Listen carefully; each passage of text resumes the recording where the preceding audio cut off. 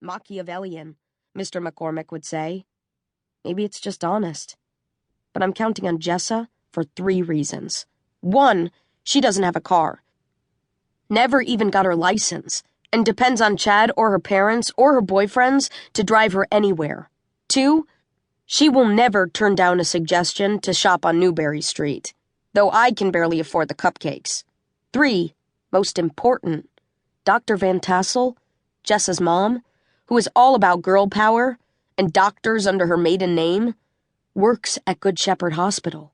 I know for a fact she usually has second shift on Saturdays. And it's her I really need. While I'm waiting for an answer, I slide my hand into the front pocket of the faux leather satchel at my feet, a present from my dad for my 17th birthday, and rasp my fingers against the rough outside of the stone. Whenever I feel myself start to panic, because Dad's been missing for 2 days now, I think of the stone and repeat to myself that he's searching. He's searching. He's searching. I wanted to stay home today and start my own search, but Lindy wouldn't let me. Said I'd already missed on Tuesday and, in situations like these, normalcy is the best policy. Whatever she means by that. School won't be normal for long. Not once word gets out. As far as I can tell, none of my classmates know Dad's gone. Yet. I spent most of chemistry eyeing Ashley Griffin, who revealed nothing. No sympathetic half-smiles, no gossiping behind her purple-painted nails. Of course, she might not even be Officer Griffin's daughter, but she's still the type who knows everything before everyone else. I don't think I've ever seen her surprised, not by the box of Plan B that tumbled out of Dominique Melcher's backpack during study hall, or Josh Lopez's brother's second DUI. Girls like Ashley Griffin are the mouth of the river of gossip at Sugarbrook High, and the rest of us try not to sink in the current. Say what you will about Jessa, and you can say a lot, but she doesn't blab secrets. Not that I plan to tell her about Dad. I don't plan to tell anyone.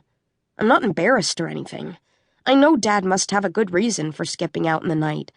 It's just that nothing anyone comes up with will be the truth. They'll say he ran out on us, or that his murdered body is floating listlessly down the Mystic River. False and false. I don't want anyone to think of my dad that way. I flinch as a pencil flips past my face and clatters against the frosted window pane to my left. Katie Rodriguez and Liz Bash giggle behind me, but Mr. McCormick doesn't look up. I turn on Jessa, who grins unapologetically. Mom's working at 3 tomorrow. She'll drive us in, but we have to, get my brother to pick us up after. I give her a thumbs up and sit back, my eyes on the TV screen to extricate myself from conversation. When the bell rings, Jessa kicks my shin a little too roughly with one red Converse, says, "Call you later, Em," and walks off without looking up from her phone.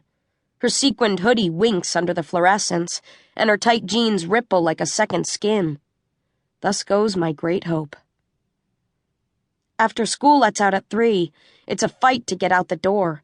February break has made everyone a little manic, and I thread through the crowd with my head down, between the senior boys hurtling themselves against lockers, the band kids slinging around black clarinet cases, the slow-moving art kids with ear gauges the size of quarters.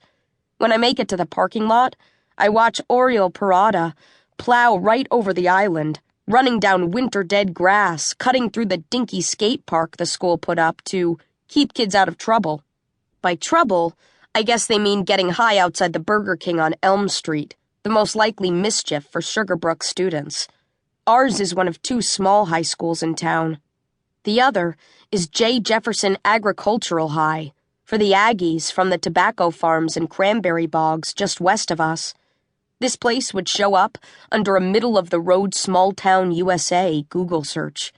Just down the street from school is the Patty Linden Memorial Park, with a shabby stone fountain where the graduating class dumps laundry detergent every June so it foams over the lawn.